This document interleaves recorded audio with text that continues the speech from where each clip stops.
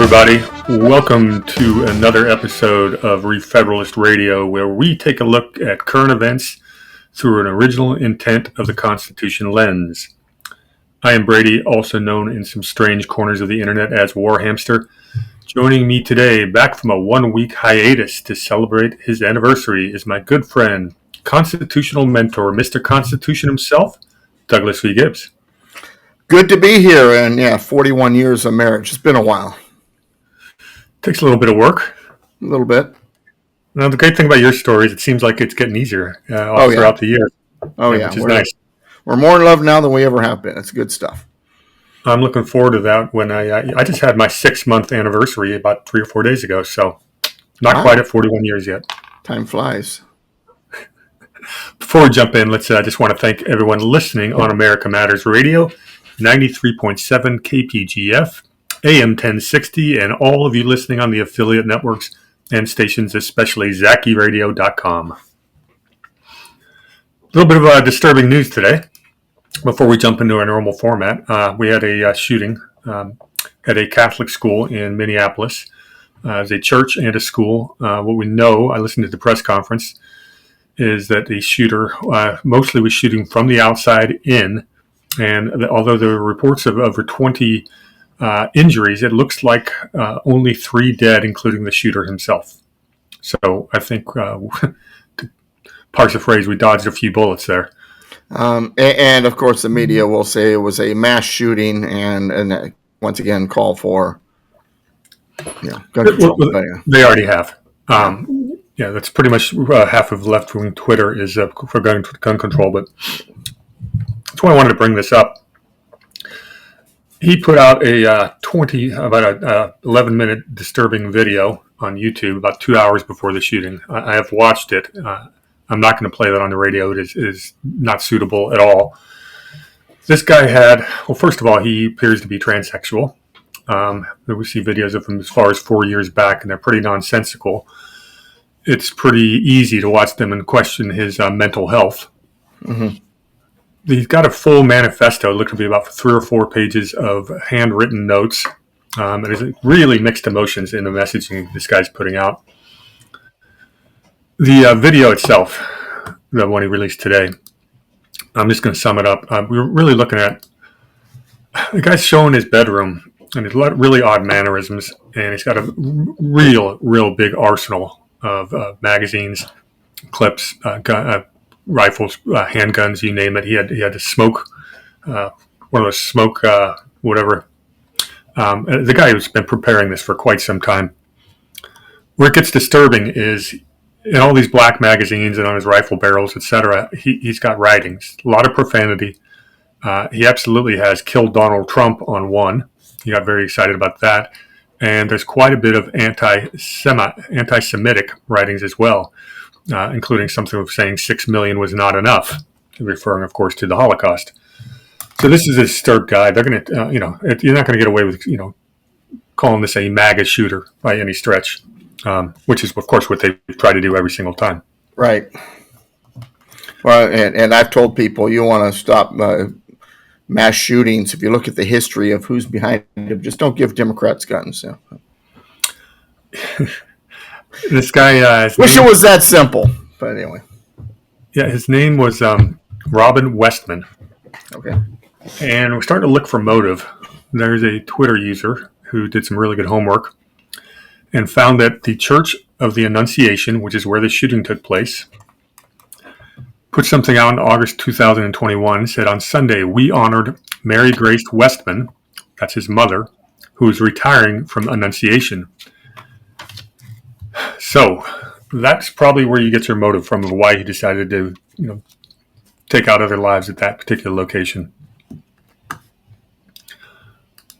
Since this is a show about the Constitution, I thought we'd just sort of segue into the gun control conversation that is going to come up inevitably on the nightly news. Of course, the other thing we see all the time, Doug, is when we do get one of these mass shooting events, and any one thing more than one person is a mass shooting.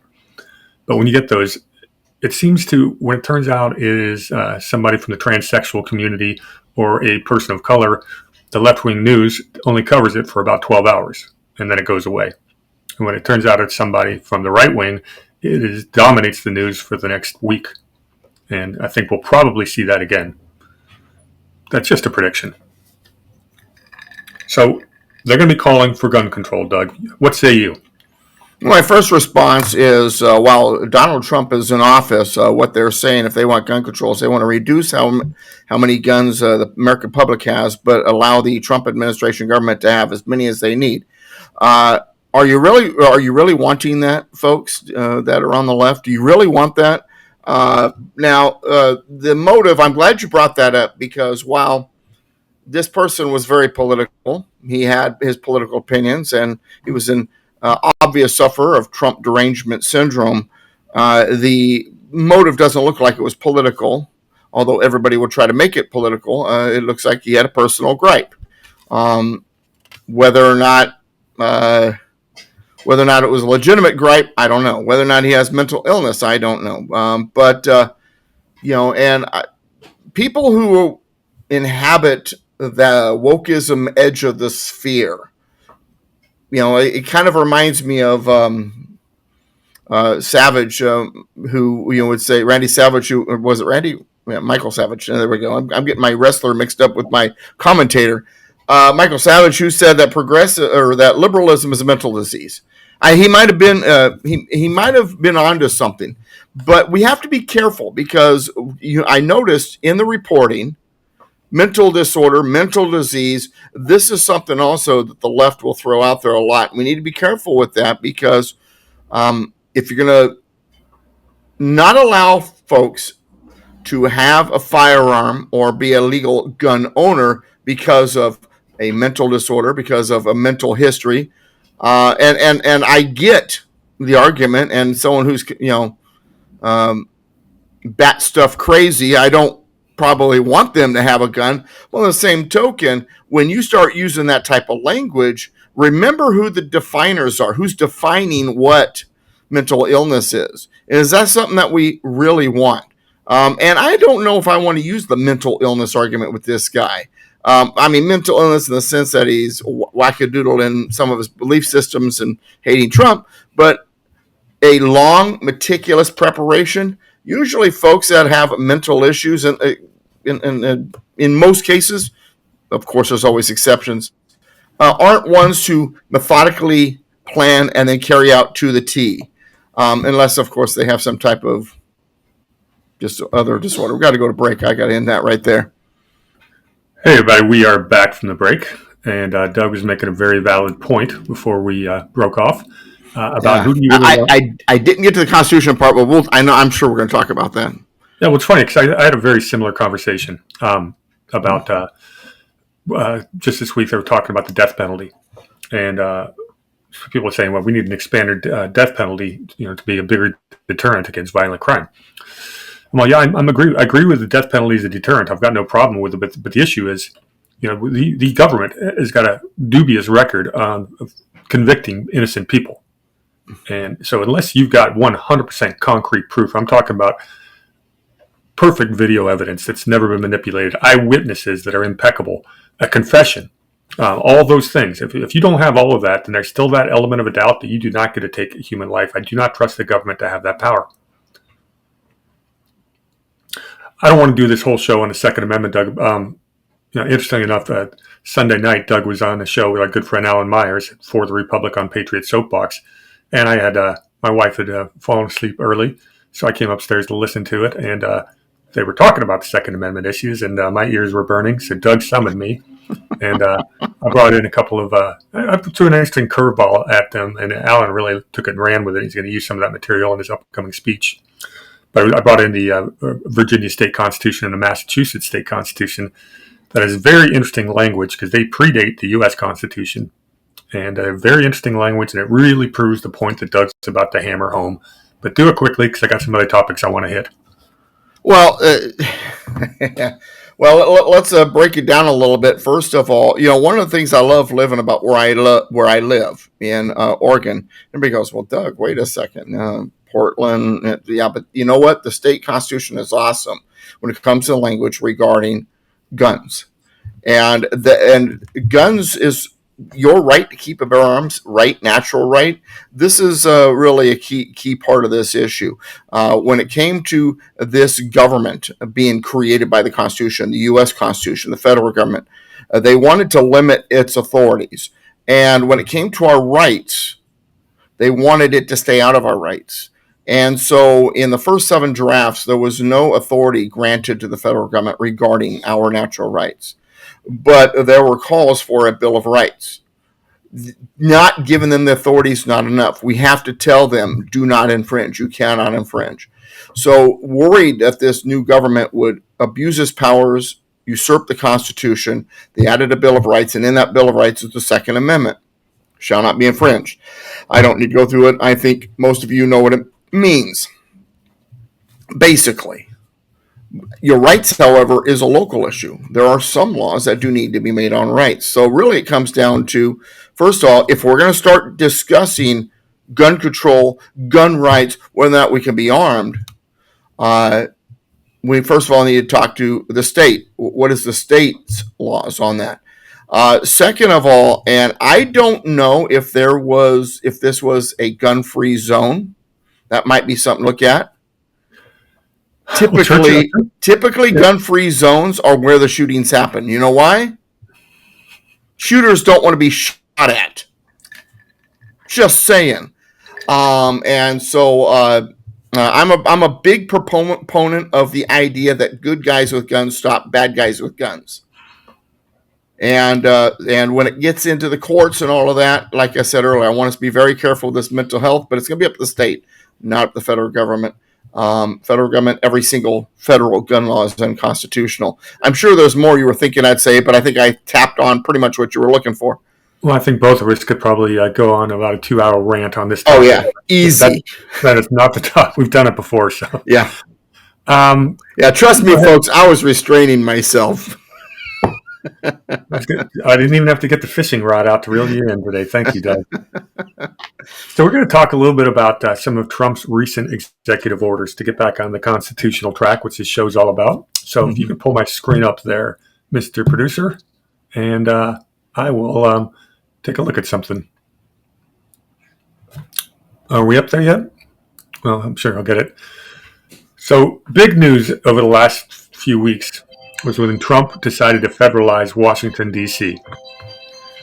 And then he threatens to do the same to the other crime-ridden Democrat blue cities. And there's questions of whether he can and can't do that. The executive order I want to look at, and we're going to get to that, but the EO that I want to look at is, there's 2 of them. The measure to end cashless bail and enforce the law in the District of Columbia, and taking steps to end cashless bail to protect Americans. Now, the language in here is really important because he does an executive order that says no more cashless bail in District of Columbia. Does he have that authority, Doug? Well, technically there needs to be a law passed, but yes, the federal government has that authority. In D.C., but not the other cities. Right. So, as stated in Executive Order 14333 in August 25, declaring an emergency in the District of Columbia, there is a crime emergency in Washington, D.C., et cetera, et cetera. One of the causes of crime, a lot of people would tell you, and I would agree, is to get this cashless bail that puts criminals back on the street 5 minutes after they're arrested so they're free to commit more crimes. Doesn't seem to make a whole lot of sense. Why do we have bail, Doug? Well, bail, first of all, it allows you to hold the person, and then if they are released and they violate that bail, it gives authority to bring them back in. What it does is it keeps, essentially in the long run, what it does is it keeps the criminal from skipping out on their court date. Ultimately, that's what it does. And that's why you see wealthier people get much higher bail levels, because they have the means to skip the country or the state, what have you. And people that don't have the same monetary means, you can keep the bail a little bit lower. They don't have the ability to skip town as easily. And that's the whole purpose of it, to make sure they show up for their trial. Right. Otherwise, we'd have to keep them in jail the entire time. Right. Like they did to certain people that were at a certain event on the 6th day of January in a recent year. and you can also hold people without bail. But going back to D.C. and this executive order, this is all about. The District of Columbia's pretrial release policies, which include prohibiting cash bail, contribute to the disgraceful conditions referenced in the aforementioned executive order. So Section 2 goes down here. To prevent the release of dangerous suspects based on cashless bail policies, relevant federal law enforcement agencies and officials who are members of the D.C. Safe and Beautiful Task Force, etc., shall work to ensure that arrestees in the District of Columbia are held in federal custody to the fullest extent permissible under law, and shall pursue federal charges and pre-trial detention for such arrests whenever possible, consistent with the applicable law, to ensure that criminal defendants who pose a threat to public safety are not released from custody prior to trial. All right, everything there seems pretty legitimate. And notice here, you've got two things that are going on here. A, we want to make sure this person doesn't flee. And two, they could be a danger to their community. Yes, you're innocent until proven guilty. Yes, if you've been charged, that does not mean you've gone to trial yet. But at the same time, if there is enough evidence that, because remember, what is behind warrants? Probable cause. If there's enough probable cause that there was a warrant, there's enough probable cause that there's a charge. It needs to be resolved. And it depends on the level of the case or whatever. Obviously, there are abuses, and you have to be careful with the abuses, but we do recognize that at the same time, you can't throw the baby out with bathwater, and because you're so worried about abuse that you just get rid of all of it, and now there is really no penalty for the criminals who are going to skip town. They don't care. They'll go into hiding, whatever, and there's no penalty. And when there's no penalty, when people perceive life as having no penalty, what happens? Crime goes up. Indeed. And how many murders have we had in D.C. since Trump federalized it? It's a big goose egg. Yeah, that would be 0. And most of those are black lives. Deterrence works. And most of those are lives being saved are black people. So Black Lives Matter, where are you on this one? Right. Second part of this, and this is important, he keeps saying consistent with applicable law, but then he says, shall request that the mayor of D.C. make such updates and modifications and policy as the Attorney General determines would be necessary. So he's saying he wants to work with a local authority. The mayor still has an office since we passed the Homeland Rule Act, or the Home Rule Act, excuse me. Real quick. And technically, he doesn't have to, in my opinion. This is a federal property.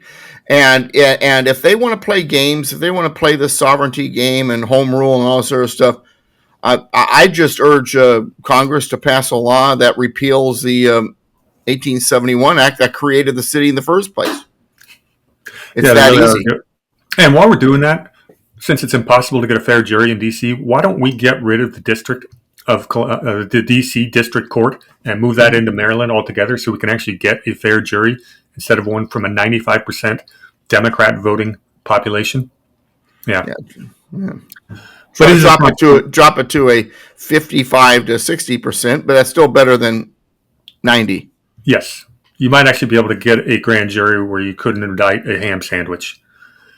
We're going to get into that a little bit more on the other side of the break, but I think we're at that magic time.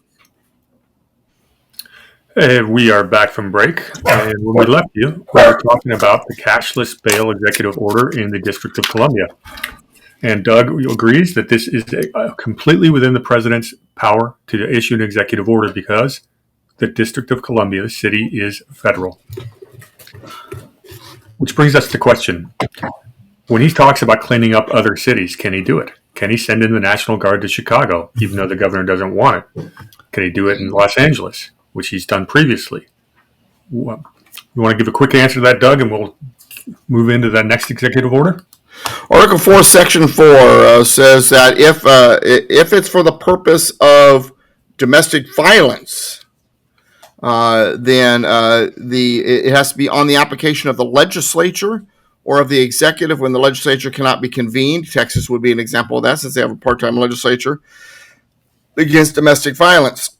In other words, and see, the federal government can move into states for certain things. For example, if they're trying to execute a law, Article 1, Section 8, and they can use the militia, National Guard to help execute those federal laws, like the assistance with ICE, totally constitutional. But if it's going to be for the purpose of domestic violence, and I would say quelling the crime-ridden state of a city would fall under that, it requires the legislature of the state to give approval before the federal government can bring in agents, officers, personnel to take care of that. The federal government can bring them in for their federal buildings, their federal properties, but specifically for domestic violence, they need permission. Now, understand, that doesn't say the city's permission, it's the legislature's permission. So if the city is hard left, crazy, no way, we're going to let Trump be here, and the legislature says he's coming in to help, it's happening. But the legislature has to okay it. Which brings up an interesting conundrum. One of the things you hear on the media quite often is, if you look at all the crime in these, red states. Well, they're blue cities in red states. There's also blue cities in blue states with really high crime, and I'll pull up that list here in a second. But what Doug just explained is, look at one of the biggest, highest crime rate cities in America is Memphis, Tennessee. Well, Memphis is a very blue city, and Tennessee is a very red state. This is an example where you're probably likely to see the National Guard deployed and actually clean up the crime. This can be done. Jackson, Mississippi would be another one. Jackson's like number 4 on the murder rate per capita. Yeah, and then there's Illinois. And you're just not going to get any cooperation with a Republican president from any of that state or that city. Yeah, basically Chicago, Los Angeles, and San Francisco are screwed. New York City? New York City. Well, we'll see how Curtis Lewa does and how the election comes up. I'm fascinated with what's going on in New York. Yeah, I think Massachusetts is another one that would make that list. Although Boston, Boston's got some crime problems. If you go into the wrong neighborhoods, that's for darn sure. I mean, I've almost gotten off the freeway in the wrong place, and it's not pretty. I was trying to pull up the list of the top 10 crime cities, but there is going to be that dichotomy playing out. So if a producer can pull up my screen share again, I am going to go into the next executive order called Taking Steps to End Cashless Bail to Protect Americans. Now, the media is up in arms that Trump said that he's going to end cashless bail, in all these cities himself. He can't do that. But he didn't try to do that either. He says, the purpose and policy maintaining order and public safety requires incarcerating individuals whose pending criminal charges or criminal history demonstrate a clear ongoing risk to society. All right, that makes perfect sense. He talks about why we need to get rid of cashless bail. He says, within 30 days of the date of this order, the Attorney General shall submit to the President, through the Assistant to the President for Homeland Security, a list of states and local jurisdictions that have, in the Attorney General's opinion, substantially eliminated cash bail as a potential condition of pretrial release from custody for crimes that pose a clear threat to public safety and order, including offenses involving violent, sexual, indecent acts or burglary, looting, or vandalism. The Attorney General shall update this list as necessary. So, is this an executive order overstepping presidential bounds? No, they can have a list. They can advise all they want. Yeah. Yeah, he's basically ordering someone in the executive department to perform an act, which is the exact purpose of an executive order. Nothing unconstitutional yet, right? The head of each executive department and agency, in coordination with the director of the Office of Management and Budget, shall identify federal funds, including grants and contracts currently provided to cashless bail jurisdictions, identified pursuant to subsection A of this section, that may be suspended or terminated as appropriate and consistent with applicable law. What he's saying is that if these blue states or blue cities are going to continue with cashless bail and endanger their citizens, he's going to stop giving them money. Why are we going to put money into something that's a losing cause? Why are the taxpayers going to pay for that? And what's fascinating about this is he's using the left's own tool against them. What's hilarious is, well, it's not hilarious, it's serious, but it's hilarious in a sense, is that the courts will then tell him he can't do that. But they could before. I mean, when all the states didn't go to 55 miles an hour, they had no problem with it.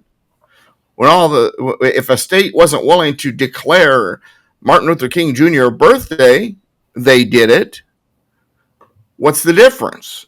And someone says, yeah, but is it constitutional for him to suddenly yank money from that poor state? It was unconstitutional for them to be giving them the money in the first place. So you're asking me if it's unconstitutional to undo something that was unconstitutional in the first place?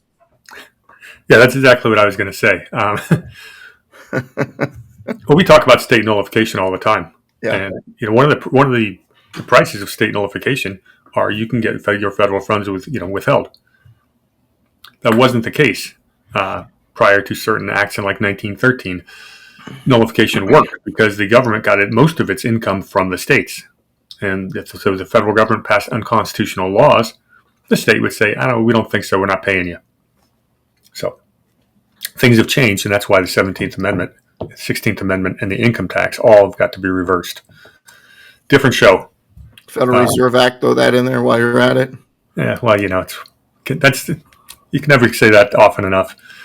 Yeah, well, but because the Federal Reserve officers, not that I'm trying to change subject, you get fired. You don't have to leave, apparently. Yeah, even if you have mortgage fraud against you, you don't have to leave. What does a blue state mayor do in the face of that kind of a threat? What kind of options do they have? Not many. No, not really. I don't see a legal or constitutional avenue. I mean, Pritzker and Newsom. Resist. That's all you're going to hear. The best thing about this is the optics, because this is not even an 80-20 issue. This is a 90-10. You ask Americans from anywhere in this country whether they want more crime or less crime, you're probably going to see most people, over 90%, are going to say less crime is probably a good thing. The Democrats have been put in the position of arguing for more crime because their Trump derangement syndrome won't allow them to work with him, reach across the aisle in any way, shape, or form. Yeah, it reminds me of, and I know I've mentioned this before, but it was so perfect when Trump said, I could find the cure to cancer. They had accused me of putting oncologists out of work. It's true, though. I mean, and that's really but the beauty of Trump 2.0 is he's got the Democrat Party taking the wrong side of every 80-20 issue, whether it be the border, crime, forced transitioning of children and minors. Most Americans actually agree with his steps on these things. And they're not just defying what he says or defying what is reality or truth. They are screaming the 20% position loudly, proudly. In other words, they're not just shooting themselves in the foot. They are pulling out a machine gun to do it so everybody notices. But Trump is a dictator and an authoritarian who's trying to save lives, particularly in cities which are mostly minority. And those are the people the Trump is a racist has gone now. I mean, they've got to argue differently that Trump saving the lives of people of color that live in cities is a bad thing. That's a tough political position to have to take. Especially when people suddenly are paying attention more than they ever have before. See, before the left could say something and people go, oh, okay. Now they say something and the people go, that's a bunch of bull. So the last constitutional question about this withholding the federal funds is, well, if Congress has already written legislation to spend that money, how does the president have the right to withhold it? And we've seen that come up a few times over the last 6 months. Presidential power of impoundment. Yeah. Explain impoundment a little bit. Presidential power of impoundment is basically, while the money is apportioned by Congress, the president operates in the real world. He's the one that knows how it's going to be and if it's going to be and how much it's going to be spent. And the example I like to use is if you gave your child $10 to go buy some eggs and he finds them for $6.99, so he comes back with the 301 change. You say, no, I gave you $10, take those eggs back, spend an entire $10 on a carton of eggs where they're that price. Well, that's ridiculous. The president has the discernment, because he's in the real world situation, to choose how the money's going to be put in, as long as it's the apportionment is where, how much and how it's done is up to him. He's in that situation. And this is the precedent for this is by Thomas Jefferson. And I'm sure that most of you won't argue that Thomas Jefferson had no idea what was constitutional. The brilliance of this executive order is he's not just saying I'm cutting off all funds for the city. What he's saying is he's asking all of the executive department heads to make recommendations of how we can use this leverage. Yeah, it's almost like a voodoo doll. We're not going to stick you with all the pins, but I will hit you with this pin right there.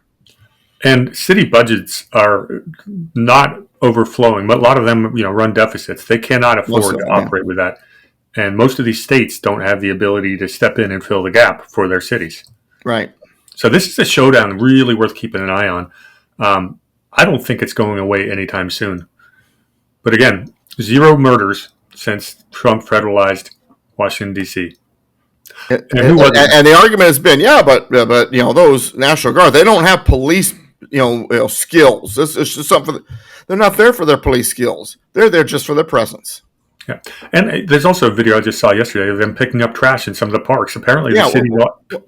There's nothing to do now. The city is safe, so we're going to pick up trash. People are starting to go to the restaurants.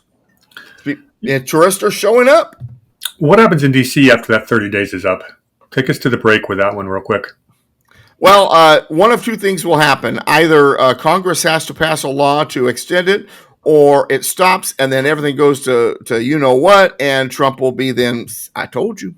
And a lot of the criminals are probably trying to wait him out. And with that, let's go to the break. All right, we are back for the fourth and final segment of today's episode of Re-Federalist Radio. I am War Hamster Brady, joined by Mr. Constitution Douglas V. Gibbs. We are going through some of Donald Trump's recent executive orders, and I'm going to hit on a new subject now, if I can get my screen shared again. On August 25th, he writes an executive order called Prosecuting the Burning of the American Flag. So as you can guess, we're probably going to talk about the First Amendment here. Section 1, he says, our great American flag is the most sacred and cherished symbol of the United States of America and of American freedom, identity, and strength. Over nearly 2.5 centuries, many thousands of American patriots have fought, bled, and died to keep the stars and stripes waving proudly. He goes on to extol the virtues of the flag. He says, burning this representation of America may incite violence and riot. So let me go back up here a little bit. He said, desecrating it is uniquely offensive and provocative. A lot of us agree with that. Wouldn't you, Doug? No, absolutely. It is a statement of contempt, hostility, and violence against our nation. The clearest possible expression of opposition of the political union that preserves our rights, liberty, and security. That's a really interesting sentence because he uses nation capitalized. We do not have a nation. We are a confederacy. And so it shouldn't be capitalized. But then he goes back there and talks about the political union that preserves our rights, liberty, and security. And that is a perfectly worded sentence. Would you not agree? Yes. He says, burning this representation of America may incite violence and riot. American flag burning is also used by groups of foreign nationals as a calculated act to intimidate and threaten violence against Americans because of their nationality and place of birth. Notwithstanding the Supreme Court's rulings on First Amendment protections, the court has never held that American flag desecration conducted in a manner that is likely to incite imminent lawless action or that is an action amounting to fighting words, in quotes, is constitutionally protected. See Texas v. Johnson. Would you agree with that paragraph, Doug? Yes. And I'm watching the steps he's taking here. It's being very careful because he's recognizing that the First Amendment that applies here isn't just freedom of speech or freedom of assembly. It's freedom to peaceably assemble. He's trying to attach flag burning to unpeaceable or non-peaceable assembly. His opponents are trying to say it is a violation of free speech. what was it they were saying during the Summer of Love 2020? Speech is violence, and violence. Yeah, no, it's not.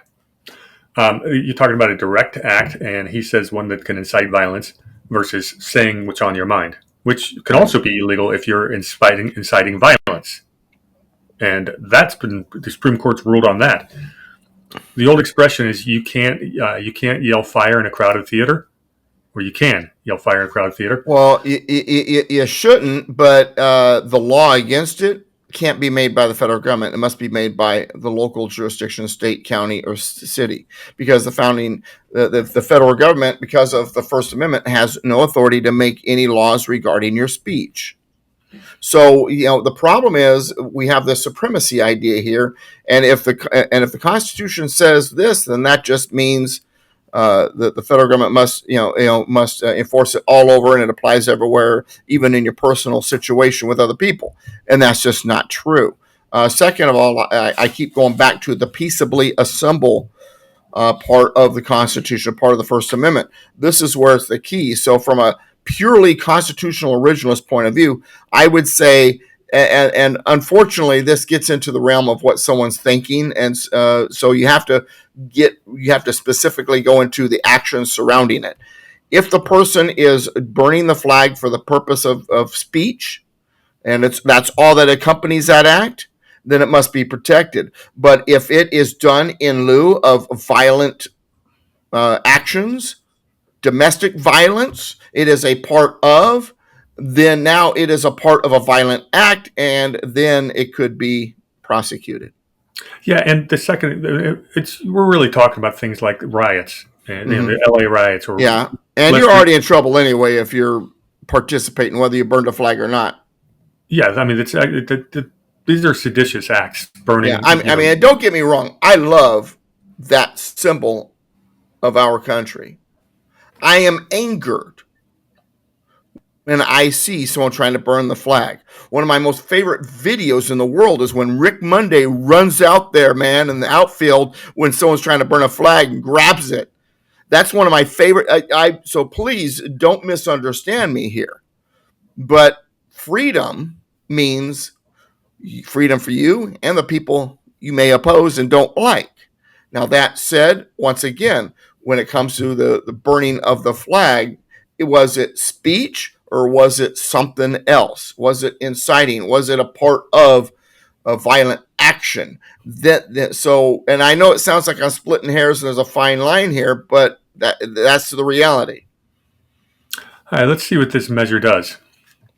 The CEO says, the Attorney General shall prioritize the enforcement to the fullest extent possible of our nation's criminal and civil laws against acts of American flag desecration that violate, here's the important part, applicable content-neutral laws while causing harm unrelated to expression, consistent with the First Amendment. Very similar to what I just said. Yeah, very good sentence. And let me say something real quick. I haven't read this before, so it wasn't like that. I got the idea from that. That's a very good sentence. Go ahead. Yeah, it was almost paraphrased.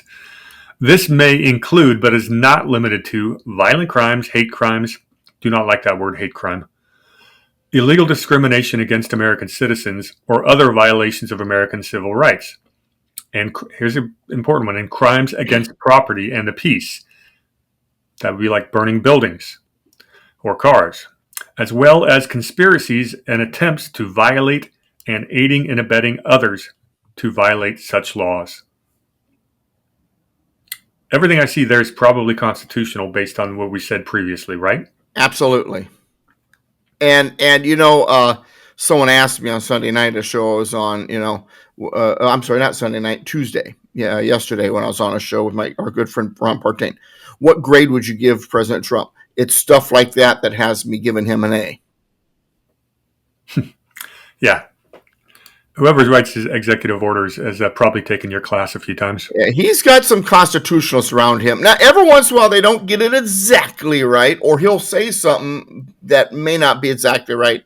The great thing is usually then later on, you find out that either it was he said what he said because he's trying to negotiate and he wanted the shock value, or he spoke before he really had the research, and then he adjusted as he went. But I think he's surrounded by good people. Yeah, at the end of the day, he is a nationalist, and he believes in the power of the executive branch more so than we do. He probably wields a little bit more authority than I think the founding fathers would have agreed to, but it's a heck of a lot better than what we've seen over the last few decades. It's a heck of a lot less authority being wielded when you start comparing them to Obama, Johnson, Roosevelt, Wilson. The whole darn list besides about 3 people. Yeah. All right. In cases where the Department of Justice or another executive department or agency determines that an instance of flag desecration may violate an applicable state or local law, such as burning restrictions, disorderly conduct, etc., the agency shall refer the matter to the appropriate state or local authority for potential action. That real quick is fascinating. I had not thought about that before. California has very strict laws regarding burning. You have to get a permit to burn something outside, unless it's an ice building. And they're even now not even allowing people to have fireplaces in new homes. When I get out of that, and I don't remember seeing a asterisk in that law regarding burning flags. So that's a good point in that particular section. Well, he's saying the agency shall refer the matter to the appropriate state or local authority. So he's recognizing that this is a state issue. It is not a federal issue. They can only refer the matter. And the reference to the matter isn't just about the flag. Burning ordinances is listed in there, plus other things, which I think is brilliant. To the maximum extent permitted by the Constitution, the Attorney General shall vigorously prosecute those who violate our laws in ways that involve desecrating the American flag, and may pursue litigation to clarify the scope of the First Amendment exceptions in this area. That last sentence is pretty big, which means they're going to try to get the Supreme Court to take a look at what the First Amendment actually, what the exceptions are and what they aren't. Sounds to me like the Solicitor General is involved in this, and it is something that we may be seeing very soon. And when we do one of our Supreme Court previews and reviews, I'm sure that's going to be a fascinating conversation because, well, the First Amendment's important, real important, and there's been some misinterpretations of it in current days, without a doubt. Sure. So that's pretty much it for that, the executive orders today. I think we can conclude that President Trump has, these executive orders are constitutional. He is not overstepping his authority. He is trying to make the world a safer and better place, or the country at least. And the people that are fighting against him are doing the opposite. So and they're not doing it with the law or the Constitution in mind. They're doing it for one reason and one reason alone. They fear him. Yeah, without a doubt. The Trump derangement syndrome is on full display. Doug, why don't you tell everyone where they can find you and what you got coming up in the near future? DouglasVGibbs.com, DouglasVGibbs.com. I am on the radio, AM radio, also on Saturdays and during the day, 1 p.m. Pacific on KMET 1490 AM, 8 o'clock Saturday night on KPRZ and KCBQ in the San Diego market. And that show, Mr. Constitution Hours, on all of the podcast channels. And I write lately every day, sometimes a couple times. Go to DouglasVGibbs.com and go to the Political Pistachio blog. And on September 17th, Constitution Day, I will be at San Diego State University. So if you're in Southern California, come out and see me at San Diego State University, September 17th. And then on September 21st, I am speaking in Lake Havasu at the Constitution Week celebration. Come on out and see me on September 21st in Lake Havasu. Very good. You can find me on my Rumble channel, which is just War Space Hamster, on Twitter /X at War_Hamster1776, and on True Social at War_Hamster.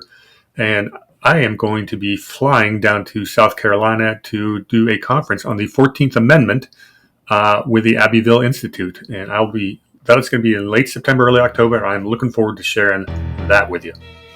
I can't wait. I'm looking forward to it.